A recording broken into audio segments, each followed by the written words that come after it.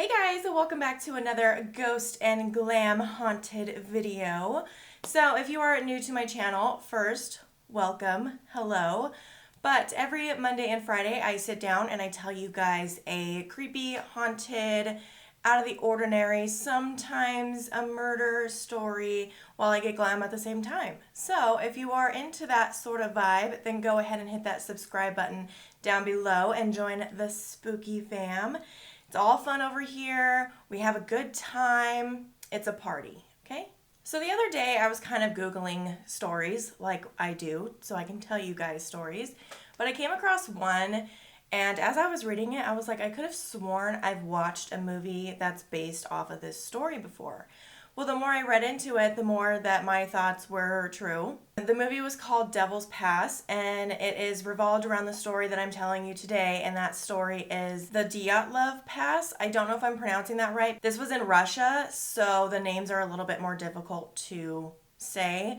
So instead of telling you like the last names of everybody, I'm just going to tell you their first names because I do not want to butcher anyone's name in this story, like at all. Just jumping right into it. Like I said, today is the story of the Dyatlov Pass, and it's one of the most unsolved cases in history. They think they've solved it, but I don't think so. I definitely beg to differ. Okay, so just starting out. 9 Russian hikers set out to do this huge expedition on this mountain, right? It was like a really, really big hike. They were going to hike the northern the northern Urals in Soviet Union. The group consisted of Igor, like I said, these names are like really hard to pronounce. I'm going to say Igor, I think is what his name is, Dyatlov. Catching on yet? He was 23 years old. There was also Yuri, who was 21 years old. Lyudmila, I think is how you say the name, 20 years old. Georgie, 23. Alexander, 24. Rustem, I think that's how you say his name, Rustem, he was 23. Nikolai, 23. Simon, 38. And another person named Yuri, 21. So this group was like really young kids. They were all students at the same university, so they all kind of just knew each other.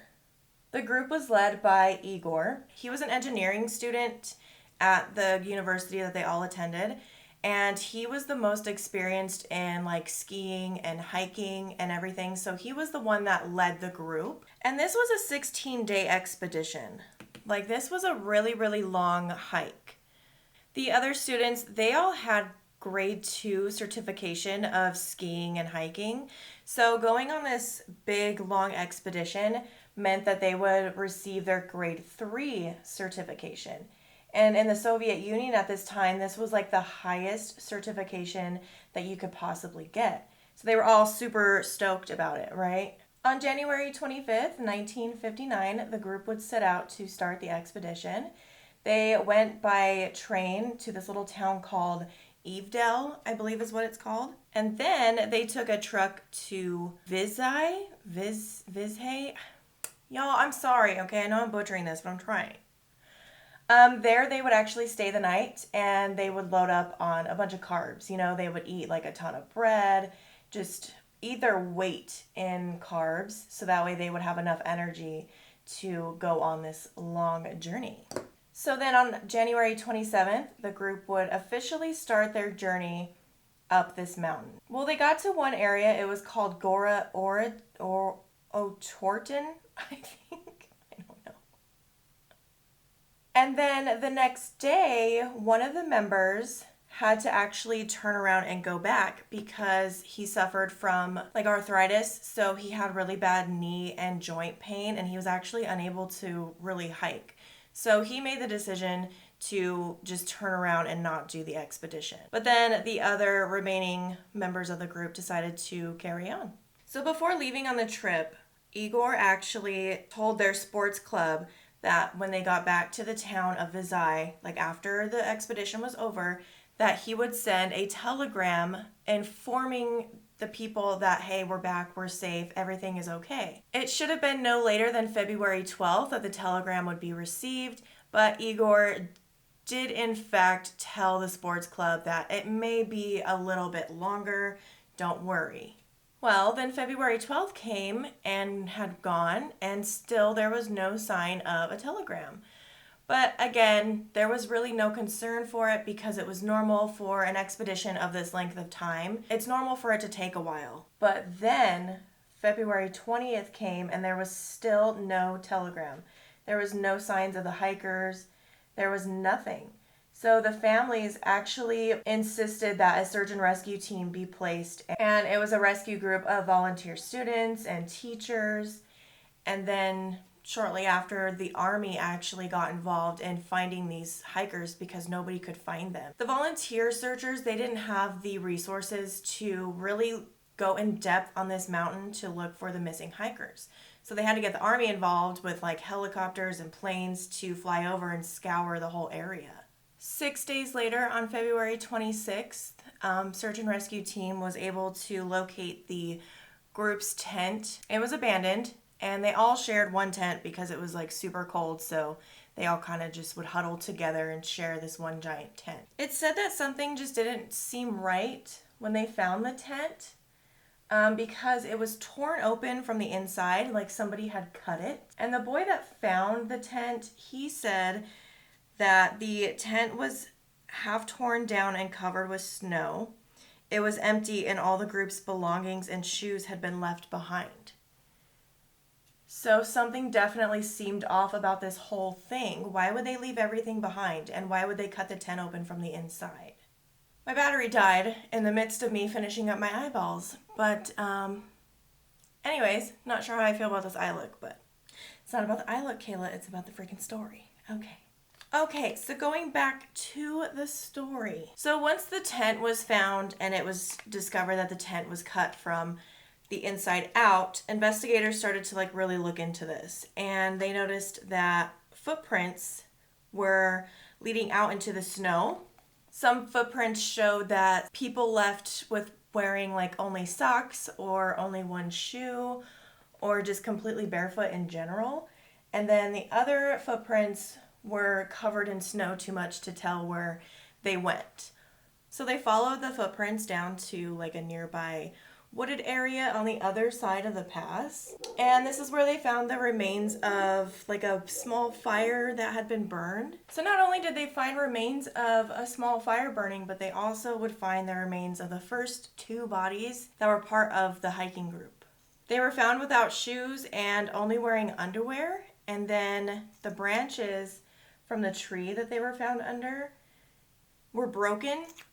And that kind of showed to investigators that one of the hikers had like climbed up to it to see if there was any sign of camp or something. He was looking for something. So then between the forest and the camp, searchers found 3 more bodies, and one of them being of Igor Dyatlov, the leader of the group. Their bodies were actually found in poses, like frozen in poses, that kind of showed that they were crawling back to the tent, but they obviously didn't make it in time and they just kind of froze to death in those poses. Ugh. On May 4th, more than 2 months after they found the other bodies, they would finally discover the remaining 4 bodies. They were found under 13 feet of snow in a ravine 246 feet into the woods, like even further in. And these bodies were actually found wearing more clothes than the first set of bodies. That sounds awful. But you know what I mean. They were found wearing more clothes than the other bodies. So investigators think that what happened is when one of the members of the group would die, the other person would take their clothes to keep warm. So freaking brutal. So the group, during their traveling, they actually took like photos and had diaries that they would write in to talk about their journey. You know, just little keepsake things that they would have to look back on. Well, this is kind of how investigators would determine what sort of happened to them.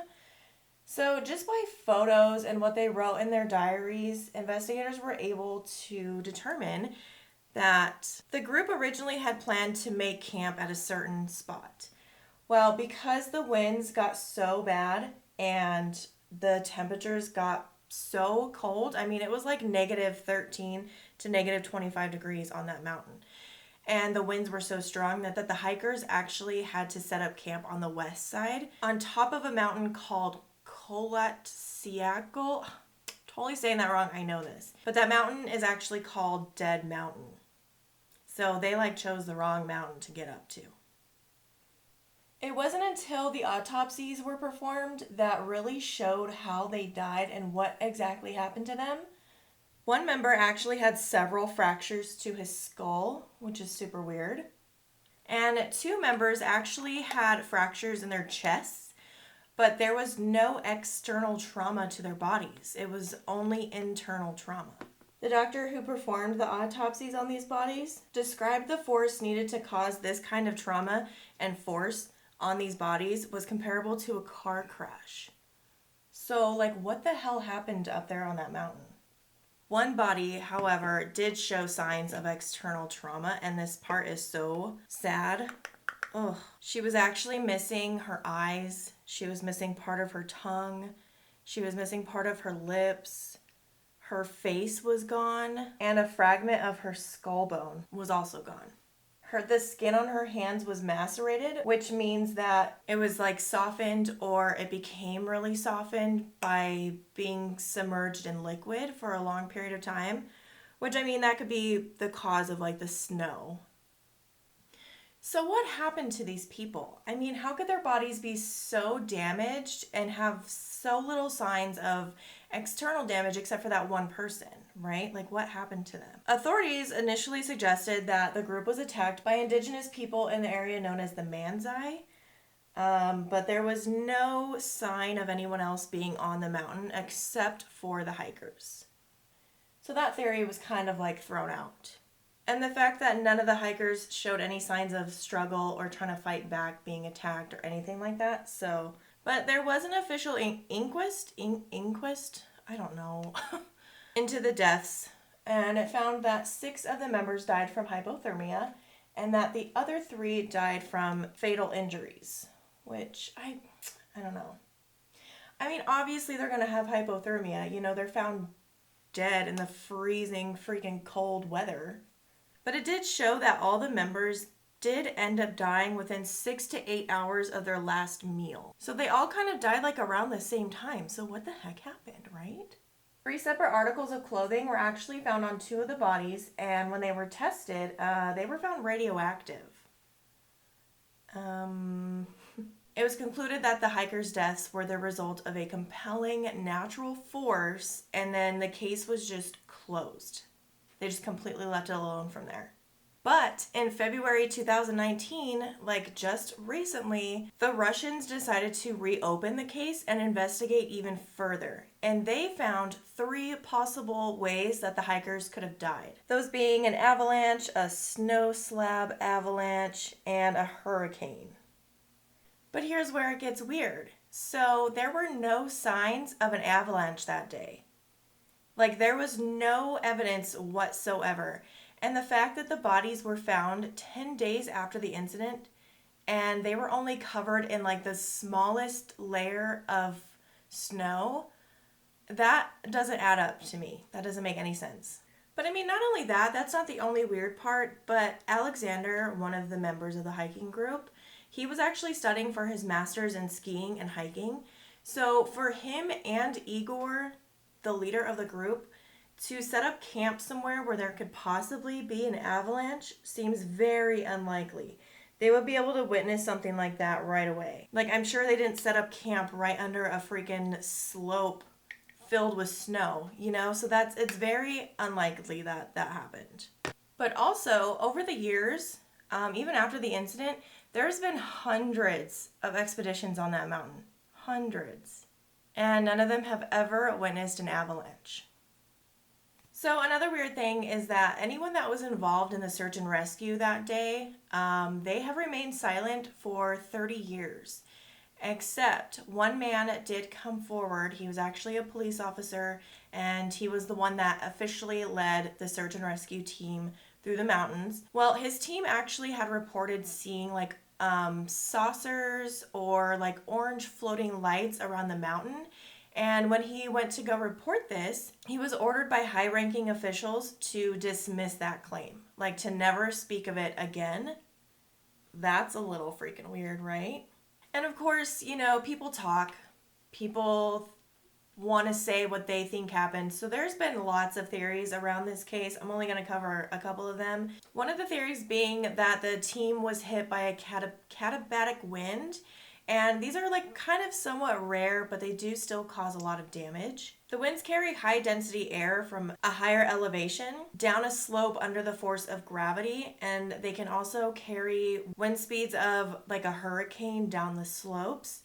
So some people believe that the group was in the middle of this kayxbeauty wind. And you can pretty much stay in your tent during this time, I guess is what they said. This would mean that the hikers would cover their tent in snow, I guess, to just kind of like keep it anchored down, and then leave their tent to go find shelter among the trees where some of the bodies were found. And then once the winds kind of died down, then they would go back up to find their tent. It was said that there was a torch left on top of the tent, so they could have left it there to find their way back in the snow. But because it was so cold and still so windy, that when they were finding their way back, they actually froze to death. That's one theory. Another theory is something called infrasound. So basically what this is in the mountains, the winds are so high and loud that they kind of create their own like high frequency noise. And it can be said that this is so loud and so intense that it can actually cause panic attacks in humans. So some people believe that this is what was happening to them and that they ran down the hill in order to escape the infrasound. And then once they were clear in their path, they were trying to find their way back up the mountain to their tent. But because it was so dark, they couldn't find it, again, freezing to death. And the injuries that were suffered by the people that had like the external injuries, it said that this infrasound could have been caused by that because they could have like stumbled in the dark and then fell into the ravine and landed on a bunch of rocks. I don't know. This is just a theory. Another theory is military testing. So people believe that their camp was in the path of a Soviet parachute mine testing, which there was actually reports of them doing these exercises while the hikers were on the mountain. So parachute mines detonate while they're still in the air, opposed to them doing it on the Earth's surface. And they can produce similar injuries that some of the hikers actually suffered from. So some people believe that they were woken up from loud explosions from these exercises that they were doing, and they were running from them because they didn't know what they were. Well, the explosions were so intense and so loud and so heavy that it actually caused some of the hikers to get the injuries that they did. Heavy internal trauma with very little external trauma. That one does actually kind of make a lot of sense because some hikers were found with really bad internal trauma and not very much external trauma. So how could that possibly happen? A lot of people also believe that the bodies were unnaturally manipulated due to livor mortis markings on their bodies. And some victims actually had burns in their hair and on their skin. So this kind of falls into the category of them not being the only ones on the mountain, that they were just kind of like picked through. I know that's a really bad word to say, but they were just kind of picked through by these people, you know, just like scavengers. But I mean, still to this day, no one really knows for sure what has happened on that mountain. People have written books about it, and there's actually one book out there that has like inserts from their diaries and photos from their trip, and it kind of like goes step by step of what they were doing on that mountain. But nobody really knows. A lot of people still chalk it up to being an avalanche, but there was no evidence of an avalanche happening that day. So, I mean, what could have really happened to those people? I strongly suggest watching the movie Devil's Pass because it is about this incident. But the plot to that movie and what happened to the hikers in the movie kind of makes a lot of freaking sense, okay? I'm just saying that. You should go watch it. It's a really, really good movie. So there is actually a monument that is dedicated to the 9 hikers that lost their lives that day. And obviously the mountain is named Dyatlov Pass because that is the leader of the group. So, I mean, I don't know. Let me know what you guys think. I think it's trippy. Like, I don't know. There's so many different options of what could have happened to them, to those hikers. I don't know. It's kind of hard. I really don't think it was an avalanche at all. I really don't think it was. I think it was something else that nobody can explain. I think it could be military related. Honestly, I really, really do. But I don't know. Let me know what you guys think in the comments down below. I know this wasn't like a haunted ghost story, but I still find it to be really interesting because it is out of the ordinary and there's really no explanation for what happened to those people. So it kind of leaves your mind open to like think of a little bit of what could have happened. But anyways, that is the story of the Dyatlov Pass. Let me know what you guys think in the comments down below. I really hope you enjoyed this video.